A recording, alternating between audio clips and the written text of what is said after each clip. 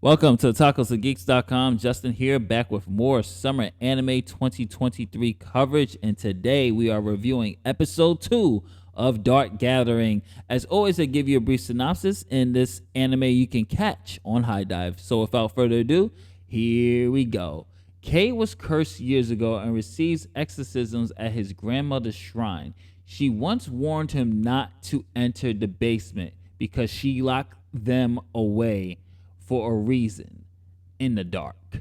And man, I had complaints for episode 1, if you watch my review, that there was like a tone issue I had. Like there was too much comedy for such a dark setting or dark segment of the story.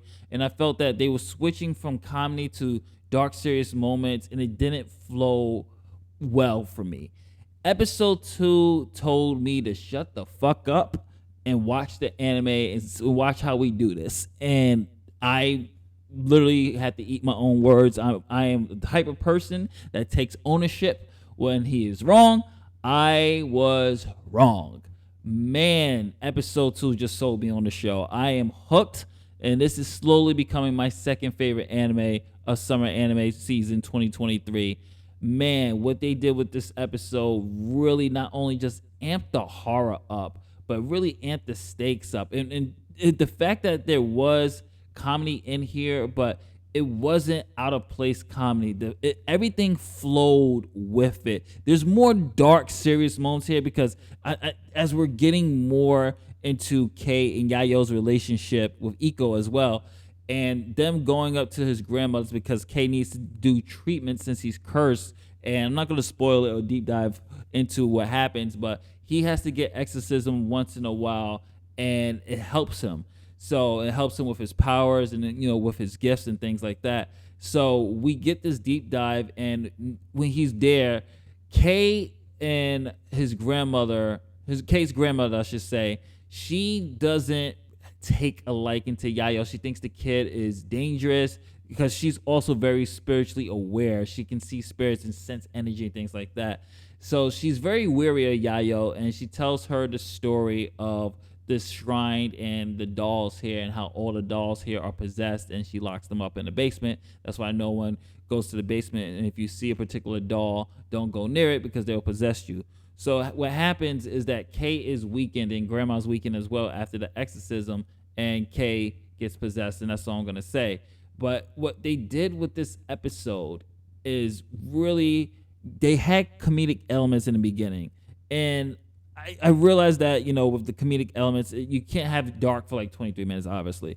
But the comedic elements flowed and made a little bit more sense, and it really helped, you know, ease the tension. Like I said, I'm going to eat my own words from episode 1. But what I really like is the fact these dark, serious moments are not just like, wow, like it's so creepy, especially with the dolls. If you have a fear of dolls, this particular episode ain't for you, because the dolls are creepy, especially these Japanese dolls. They are creepy, and just the way their eyes light up and just the concept of how they possess you is really Japanese horror, and I'm really enjoying this. Especially the relationship of Kei and Yayo is really growing, and I'm liking how disturbed Yayo is becoming each episode. Her actions to her seem normal, but for just the audience and just Kei being the reaction of the audience works very well as well. Just looking at the reaction of him at the ending of this episode, and when we find out what she's been doing, you're like, okay, this kid is creepy. This kid scares me. Fuck this kid. And I like that dynamic. Like, there's a time in this episode where he has to defend her, and, you know, from grandmother and grandmother's views of her. But at the end of the episode, he's just like, okay, maybe grandma's right. This kid is dangerous. And I really like what they did with this. And there's some really creepy, dark moments in here. And I am all in now with this show. So excuse my complaints from the first episode, because they really made this flow way better, and now I'm hooked. I cannot wait till episode 3 comes out. This was awesome. Really enjoying this now. This is Justin from Otaku.com. If you have HIDIVE, what do you think of Dark Gathering episode 2? Comment below, let me know. I am excited. What do you hope to see in this series? Let's discuss it in the comment section. As always, if you like what we do here and you're watching this on YouTube, don't forget to like, share, subscribe. That will help us out tremendously, and hit that notification bell.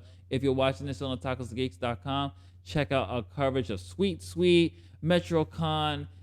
Check out our podcast that's on Spotify, Tacos and Geeks The Hour. We will be returning to that in August with brand new episodes, as we have been busy covering cons and we got various other projects in the works. And if you're watching this on the channel, definitely check out our WWE 2K23 customized universe mode with original creative characters. UWL Saturday Night Slam, we're on season 2. Thank you for all your support. I'll catch you on the next review. Later days.